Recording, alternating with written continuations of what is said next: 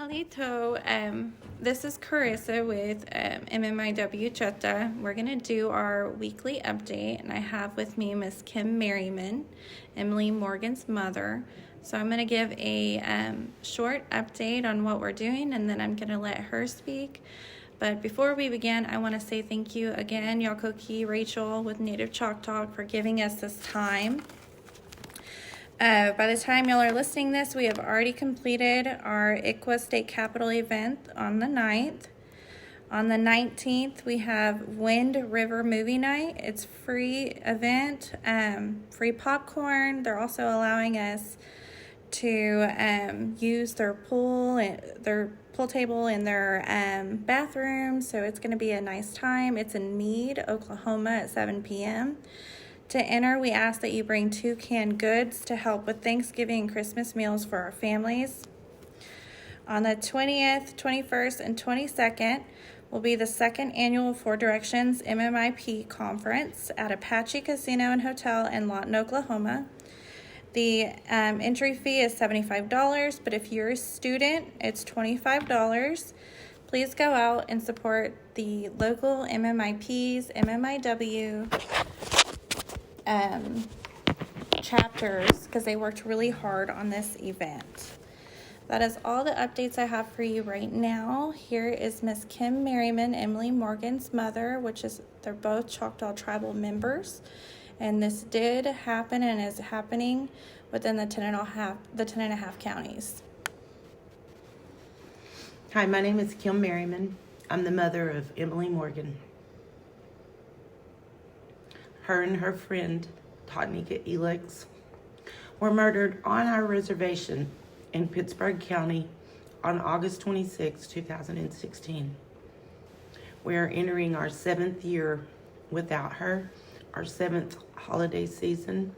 She would have turned 30 on New Year's Day.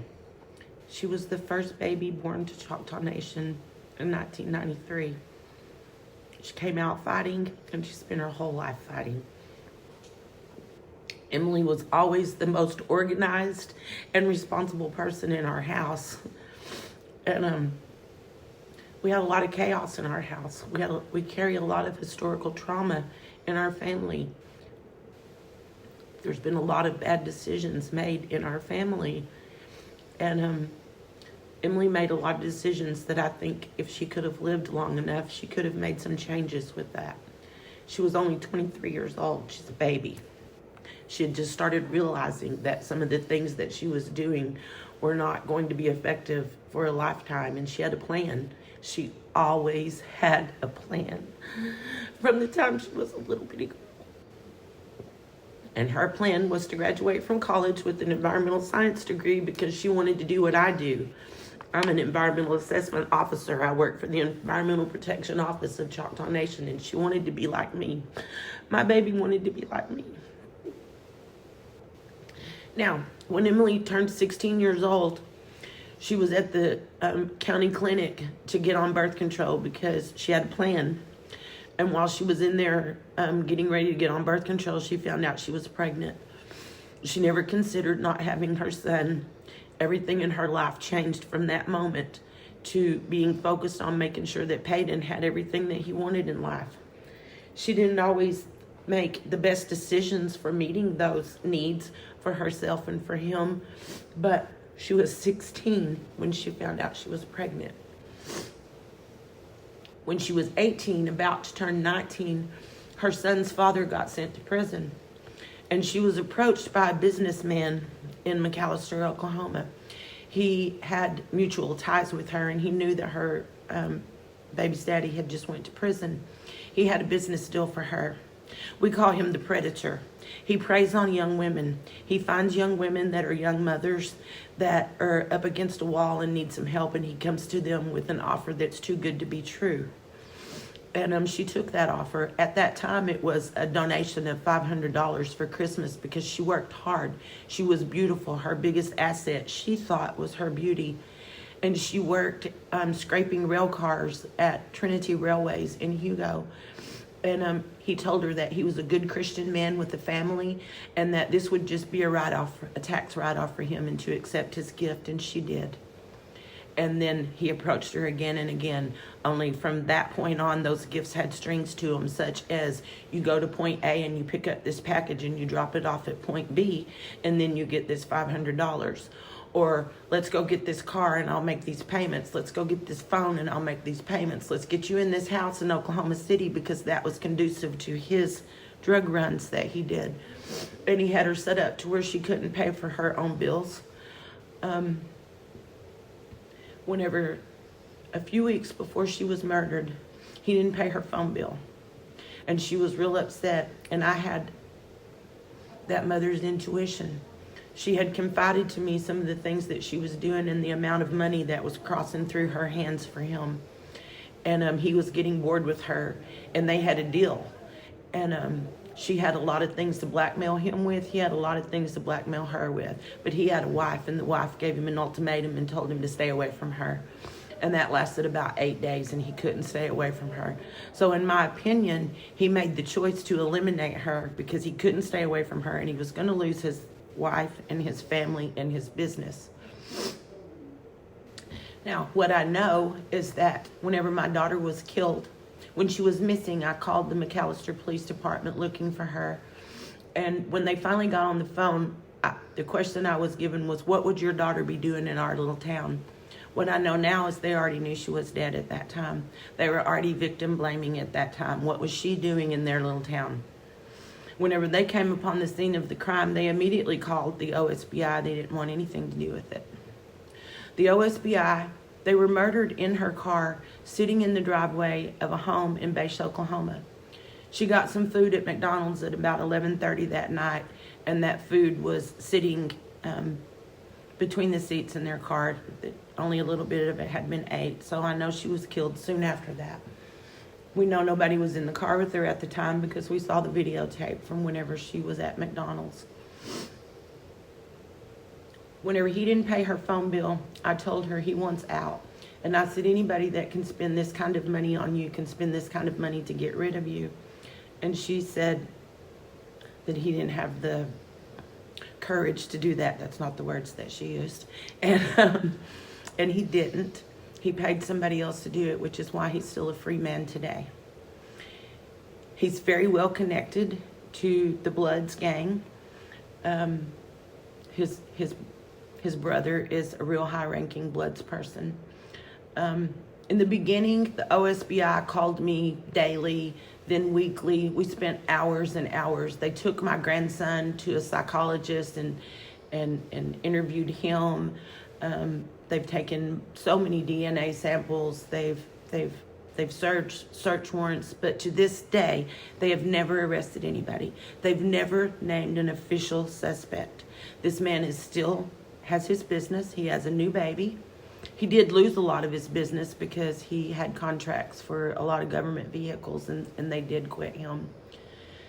But so this happened on the Choctaw Nation Reservation, and we have McGirt, and people come to me all the time and ask me if McGirt has helped me. Not at this time, it hasn't. But I haven't reached out either because I want things to be right. I want us to know what we're doing. But the other side of that is nobody has contacted me either. And now the OSBI ghosts me whenever I call them. They're very brief with me. They've already been in contact with the liaison, with the feds. And they don't know what to do, and apparently the feds don't know what to do either. So here we sit 6 years and almost 2 months later, and there's never been an arrest. I have a little boy that is now in 7th grade. He was in 1st grade when his mom was murdered. The day that she left, she got down on her knees and she looked him in the eyes and she said, if something happens to me, your Grammy's going to take care of you. That shows that she knew she was going into a dangerous situation. Her son will still say, why did my mama go that day? And I can't answer that question. All I do know is that she had been robbed twice the week before. She had been hunting for a gun for 2 weeks. She was scared. She was out of money, and she was offered a deal that she didn't think that she could pass up because she thought she was going to get back on her feet. Now, people will say things to me like, she knew what she was doing whenever she got into this. If you don't know what that is, that's victim blaming. that is assuming that she got what she deserved because she made the choice to get involved with this man. Let's remember she was 17 years old. She was 23 whenever she was murdered. She had a full-time job. She was going to college. She had a modeling job, and her son didn't lack for anything. He was in sports. She never missed anything that was going on with him. She was a good mother. The choices that she made that were illegal, that kept her from having a driver's license, that she spent some time in jail for, those things didn't warrant a death sentence. And even if they did, this man was not qualified to give that to her. We have a system that we go through for those things. The only thing that Emily was ever guilty of was trying to make ends meet as a young mother. In this world that we don't get paid for the time that we put in without a college education, where people look down on us for the choices that we've made. She always felt less than, and she was never less than. She always tried harder than everybody else to make an impression because she felt less than. And you know what? Now here she is, she's gone, and I'm her mother, and I'm here and I'm trying to be her voice, and it's exhausting to do that. I want justice for my baby. Her friend Nika was 24 years old. She had 2 children. Those children are growing up without their mother because some selfish, egotistical narcissist decided that it would be best if he ended her life. And you know what? He knew what the odds were of him getting caught with that. He lives in Pittsburgh County. There are many missing women. There are many unsolved murders there. And he's right. The odds have been in his favor. How do we move forward from here? I don't know. All I know is that anytime that I get a chance to share her story, I do. Anytime I get a chance to share with another young mother that when somebody comes to you with something that's too good to be true, it probably is. There are men out there that prey on women like this. And my daughter's gone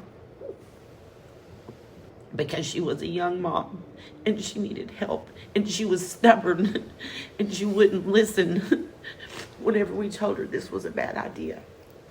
And you know what? Why would she listen to me? I made a lot of bad choices in the past too. We're not going to focus on that today. What we focus on now is that if we heal one generation, we heal the generations before us and after us. So what I know is that if Emily were here today, she would be a loud voice for our murdered and missing Indigenous people. And so I get the opportunity to do that today. I don't know what else to say beyond that, except for that. I miss my baby. I watched my grandson play his first junior high basketball game. And I thought about how loud his mama would be. If she were there in the stand, she was a super athlete. I am not. And it is unfair that these children are growing up without their mothers, and it's unfair that there's been no justice served.